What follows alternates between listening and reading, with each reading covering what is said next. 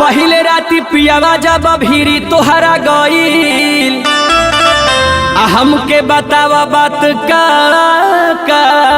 भईल। बलब बरत रहे हो, बलब बरत रहे हो, सैया चोचा वाला राख्या प्यार करत रहे हो, सैया चोचा वाला राख्या प्यार करत रहे हो, सैया चोचा वाला राख्या प्यार करत रहे हो।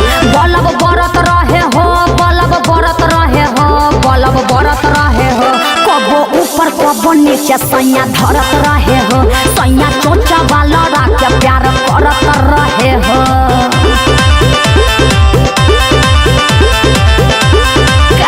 स्टूडियो आरा।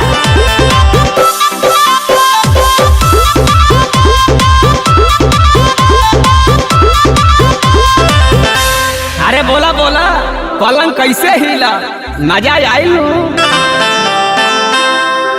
कैसे कैसे खेला तू पलंगिया पर खेललू आ कई बार चुमा तू पियावा के दिहलू। पलंग हिलत रहे हो, पलंग हिलत रहे हो, बाकी चोर चोर करे मजा मिलत रहे हो, बाकी चोर चोर करे मजा मिलत रहे हो, बाकी चोर चोर करे मजा मिलत रहे हो। बलब बरत रहे हो, बलब बरत रहे हो, बलब बरत रहे हो, सैया चोचा वाला राख्या प्यार करत रहे हो, सैया चोचा वाला राख्या प्यार करत रहे हो।